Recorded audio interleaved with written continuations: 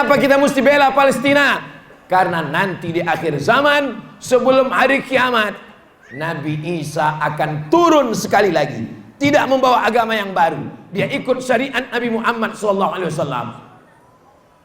Wa min ahlil kitab la yu'minanna bihi qabla mautih. Sebagian ahli kitab akan beriman kepadanya sebelum dia meninggal dunia. Sekarang dia belum mati.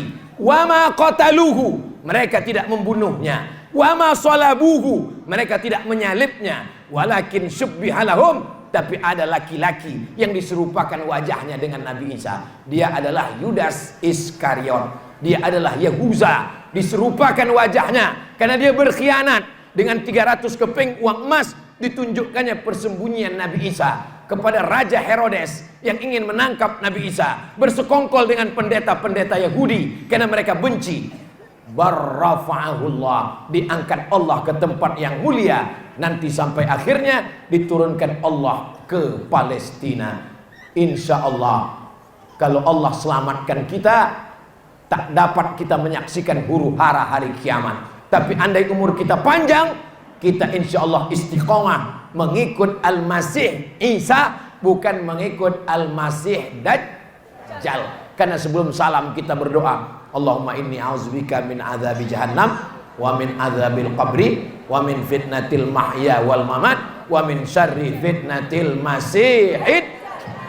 Ada dua Al-Masih, yang satu Al-Masih Isa, yang satu Al-Masih palsu. Yang palsu itu disebut dengan Al-Masih Dajjal.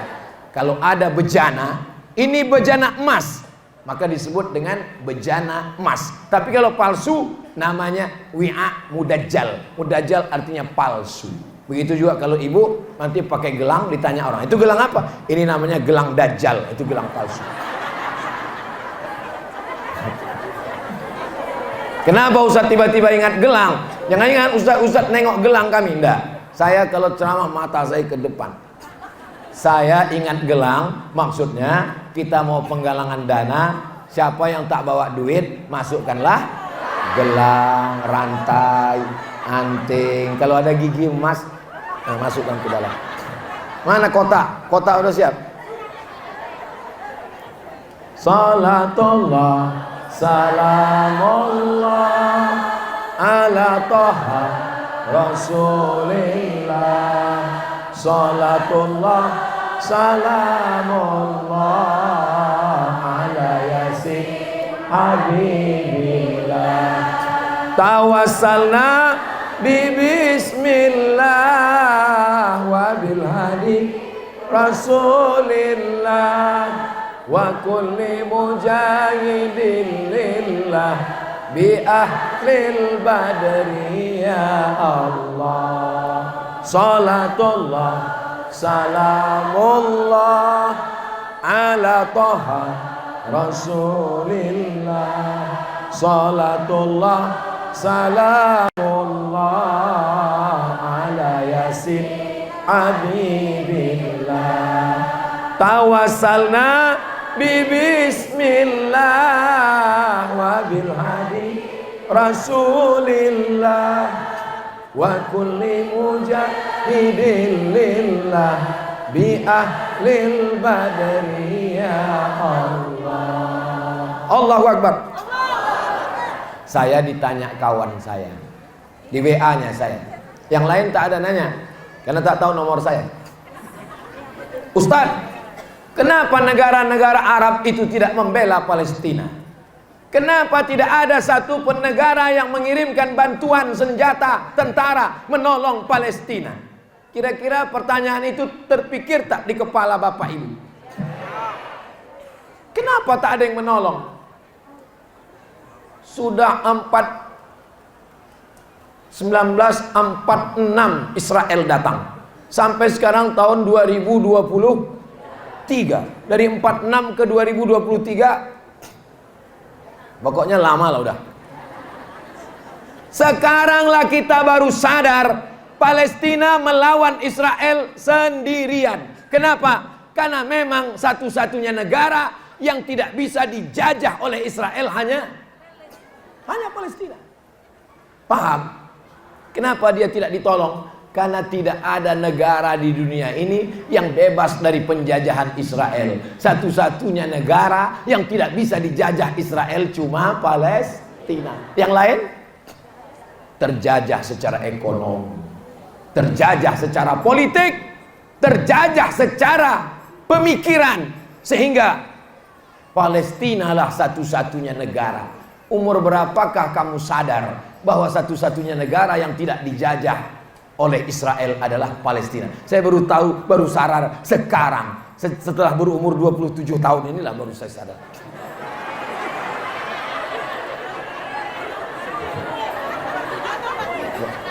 Umur ini bukan masalah angka, umur ini masalah rasa.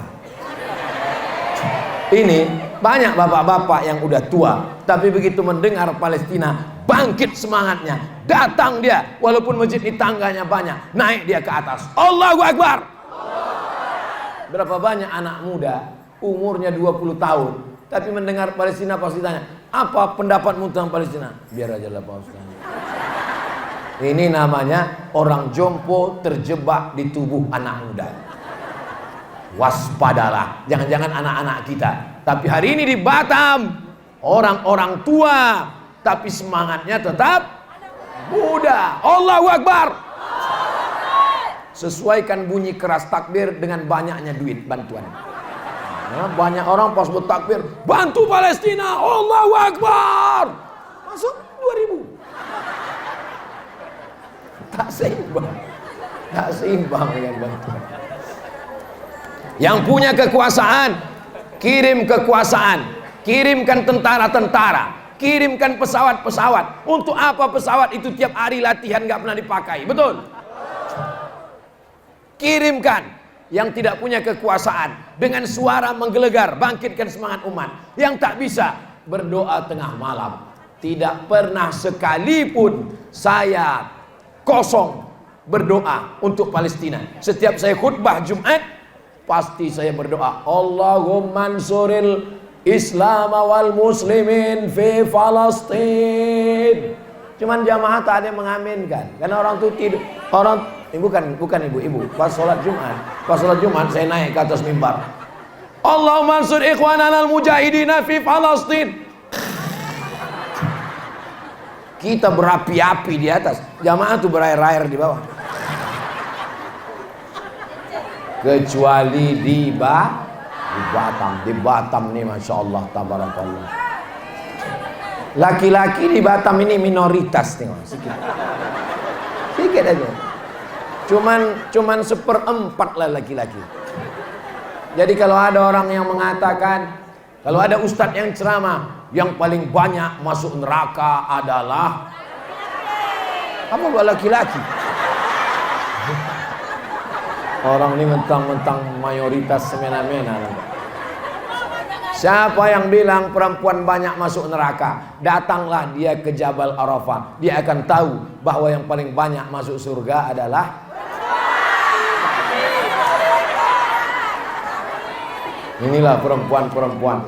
Ini menunjukkan, dari jumlah ini menunjukkan bahwa orang ini banyak lakinya yang tak datang. Bang, izinnya bang, aku mau pengajian ke Jabal Arafah. Siapa yang ngisi pengajian? Ustaz Somad. Pergi. Masalah apa?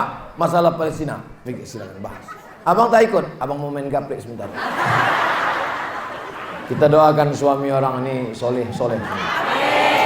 Yang udah kita doakan tak juga taubat, kita doakan mati tenggelam di laut. Saya cuma mau menunjukkan ke kalian anak-anak muda bahwa istri itu walaupun dia mengamuk-ngamuk depan lakinya, pas didoakan Ustaz mati, tak satu pun yang mengaminkan. Jadi kalau ada bini kalian di depan ngamuk, aku kalau laki macam kau nih mati aja. Itu hanya di depan kalian aja guys. Pas di belakang tengoklah cintanya mereka. Ini adalah perempuan-perempuan solihah. Kenapa mereka solihah? Karena mereka dididik oleh Kiai Asep dengan pengajian Bismillah, zikir Bismillah. Dengan Bismillah semuanya berubah menjadi ibadah. Makan, kalau sekedar makan, kucing pun makan. Tapi kenapa makan kita jadi ibadah? Karena menyebut bismillah. Tidur berubah menjadi ibadah. Kenapa tidur kita ibadah? Karena menyebut bismika. Bismika Allahumma ya. Amud. Bismillah juga nama Allah itu. Dalam toilet, WC, busuk, bau, najis, tempat setan, tapi berubah menjadi ibadah karena kita baca Allahumma inni a'udzubika minal khubuthi wal khaba'ith. Itu bismillah juga semuanya. Maka kalau bapak-bapak istrinya mau solihah, segera gabungkan ke pengajian bismillah. Jangan sampai istri Anda menjadi mak lampir, sundel bolong, nyi blorong, dan suster ngesot.